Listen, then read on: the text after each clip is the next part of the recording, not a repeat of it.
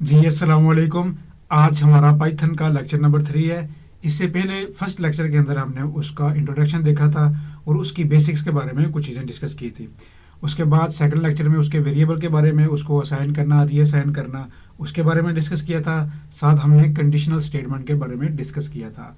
आज इस लेक्चर के अंदर कंडीशनल स्टेटमेंट की जो कुछ चीज़ें रह गई थी, जो टॉपिक रह गए थे जिनको हमने डिस्कस नहीं था किया, उनको डिस्कस करेंगे। और साथ ही साथ आइटरेटिव स्टेटमेंट जो है, मींस लूप जिसको हम कहते हैं, फॉर लूप, वाइल लूप, उसको कंप्लीट डिस्कस करके इनको आज हम वाइंड अप करने की कोशिश करेंगे। चलिए ये देखते हैं। सबसे पहले गूगल कोलैब आपने ओपन कर लेना है। यहाँ पे हम स्टार्ट करेंगे।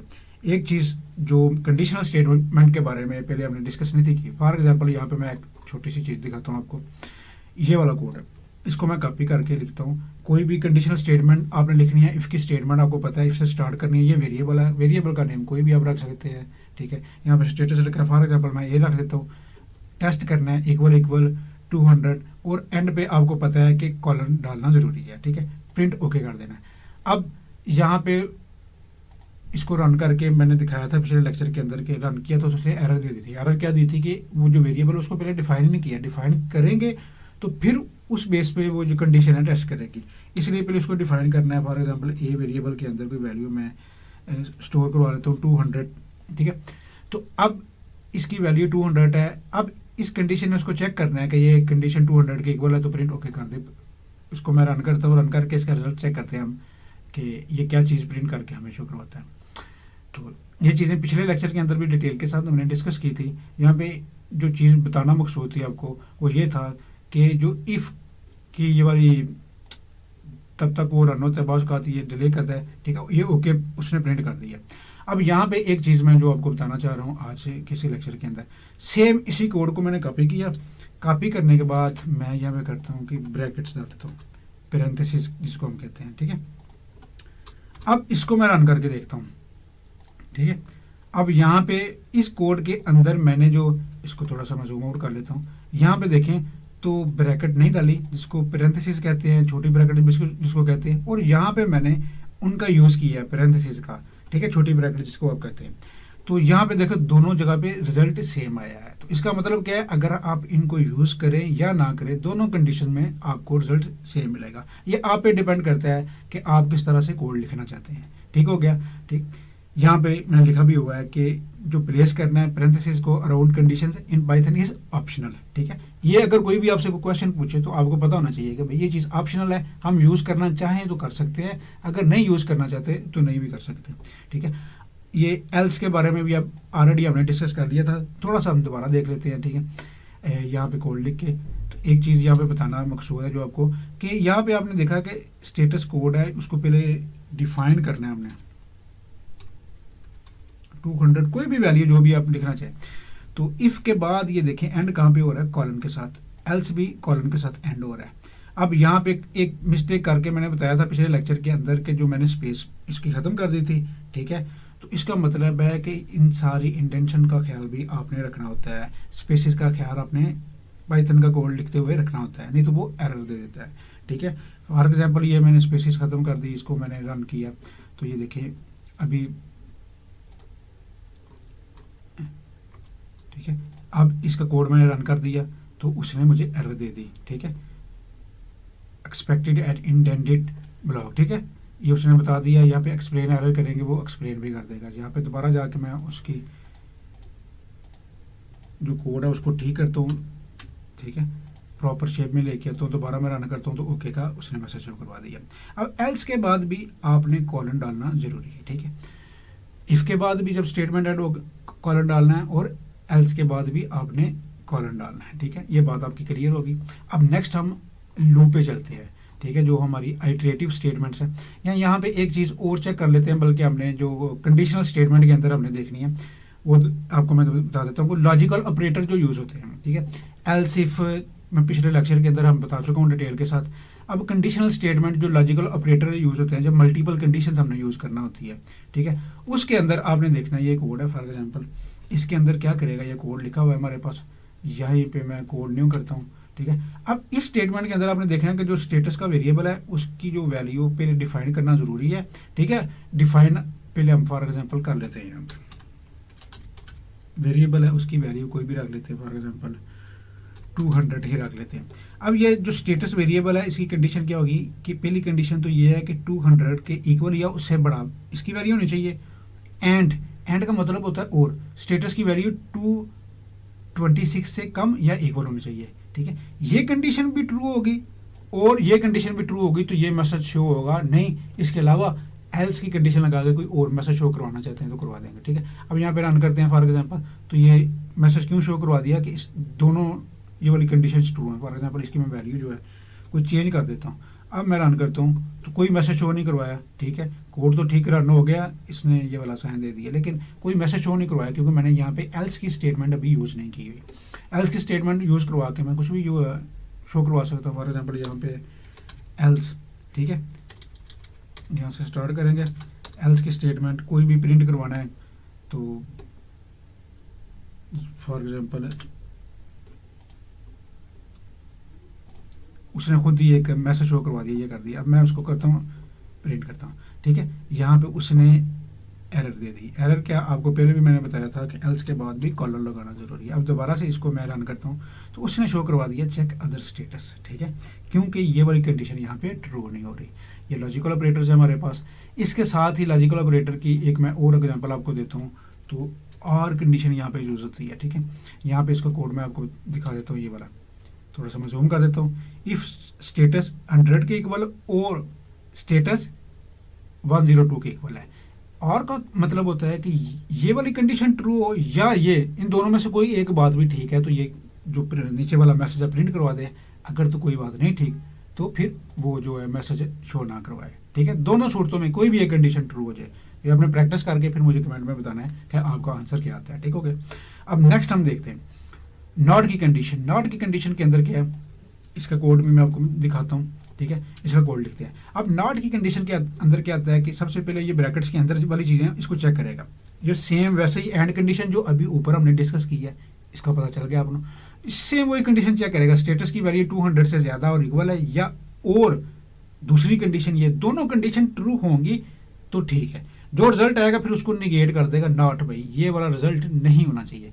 ये कंडीशन का जो रिजल्ट आ गया, फॉर एग्जांपल जो भी रिजल्ट आया है, ठीक है, तो फिर उसने कह दिया ये वाला कंडीशन नहीं होना चाहिए। फॉर एग्जांपल यहाँ पे एक छोटी सी मैं एग्जांपल आपको देता हूँ।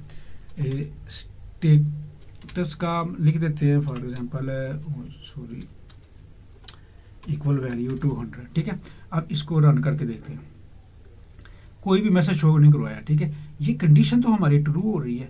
पिछली दफ़ा ये देखे हमने देखा था ना, ये वाला कंडीशन यहाँ पे 200, ठीक है, यहाँ पे 200 उसने तो मैसेज शो करवा दिया था ओके का, लेकिन यहाँ पे मैसेज ओके चेक स्टेटस का ये जो भी लिखा हुआ है वो नहीं शो करवाया। क्यों नहीं शो करवाया कि जो भी इसका मैसेज आया ये कंडीशन दोनों ट्रू है, ठीक है, कोई शक नहीं, लेकिन बाद में उसको निगेट करना है। नॉट भाई ये वाली जो कंडीशन ट्रू होने के बाद जो आंसर है उसको नॉट करना है, उसके उल्ट करना है, निगेट कर देना है। फिर अगर वो निगेट करके जो भी मैसेज है शो करवाना है, ठीक है, अगर तो उसके निगेट हो तो ठीक है।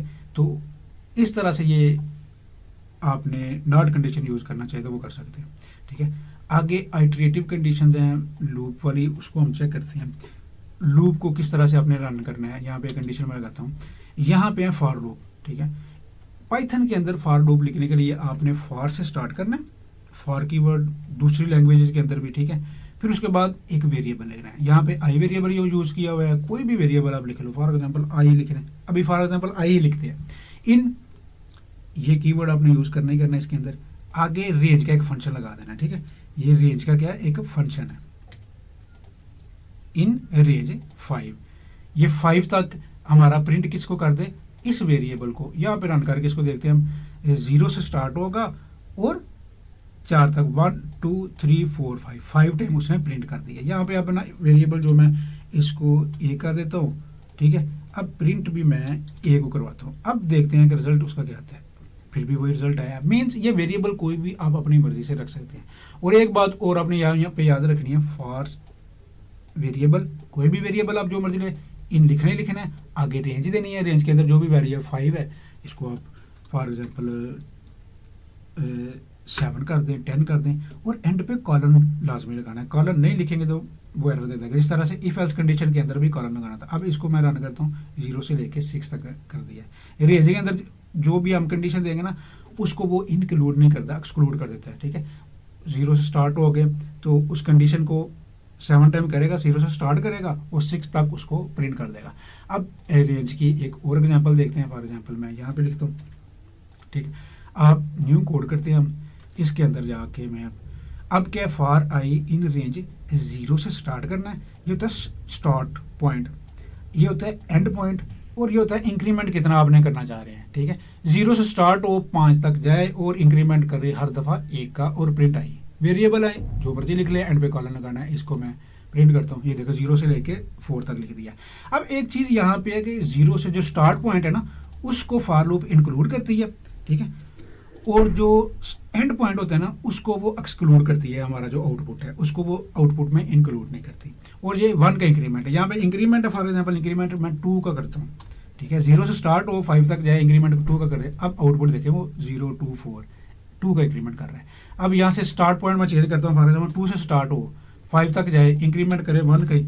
ठीक है, या यहाँ पे अब इसी को भी चेंज कर देते हैं, ये इंक्लूड होगा हमारे इन आउटपुट के अंदर, 2 से स्टार्ट हो और 8 तक जाए, ये एक्सक्लूड होगा, ये हमारी आउटपुट के अंदर इंक्लूड नहीं होगा। 2 से स्टार्ट हो गए 8 तक जाने का मतलब है 7 तक जाएगा, और 1 का इंक्रीमेंट करेगा। अब यहाँ पे इसको रन करते हैं, 2 से स्टार्ट हुआ 3 4 5 6 7 है।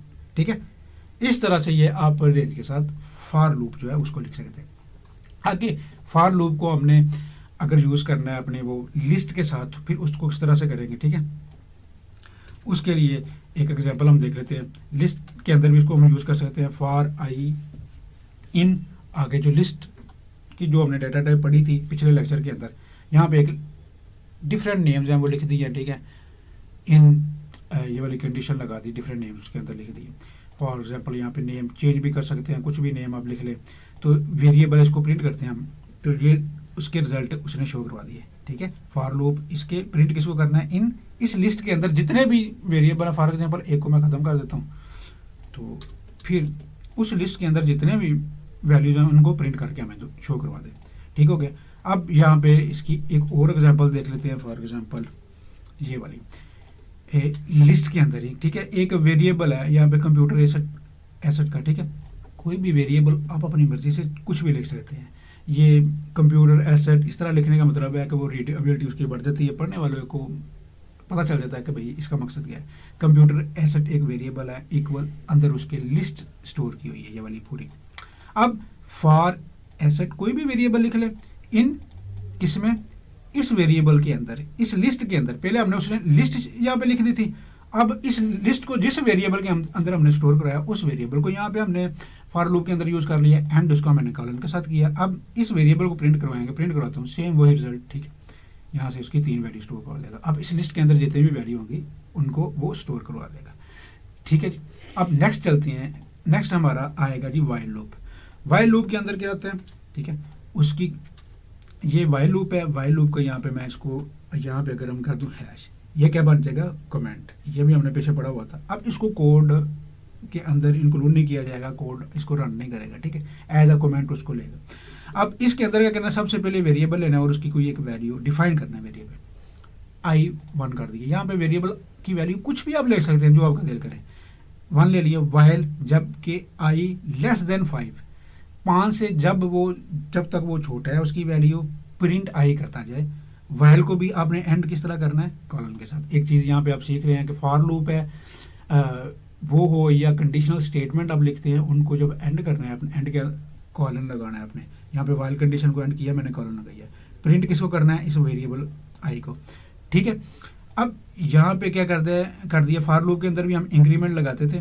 ठीक है, अब इंक्रीमेंट लगाया i+1, ये इस तरह से इंक्रीमेंट करेंगे। अब इसको रन करते हैं, रन करके देखते हैं कि क्या रिजल्ट है, 1 2 3 4 5। ठीक है, जब तक 5 से छोटी है उसकी वैल्यू, एक का इंक्रीमेंट करता जाए। यहाँ पे इंक्रीमेंट की वैल्यू फॉर एग्जाम्पल ये मैं 2 कर देता हूँ, तो फिर उसको रन करते हैं। ठीक है, 1 से लेके 5 से जब तक छोटा है तब तक जाए और 2 का इंक्रीमेंट करता रहे। यहाँ पे इसकी कंडीशन चेंज करके देखते हैं, 10 करते हैं, फिर मैं रन करता हूँ। ठीक है, 2 का इंक्रीमेंट करता जाए जबकि इसकी वैल्यू आई की 10 से छोटी है। यहाँ पे इसकी वैल्यू फॉर एग्जाम्पल मैं 0 करता हूँ आई की, तो फिर इसको रन करता हूँ, फिर वो 0 से स्टार्ट लेगा, पहले 1 से स्टार्ट ले रहा था, 0 से स्टार्ट ले और 2 का इंक्रीमेंट करता जाए और जब तक इसकी वैल्यू 10 से छोटी है तब तक वो उसको करता जाए। इस तरह से वाइल लूप को आप यूज़ कर सकते हैं।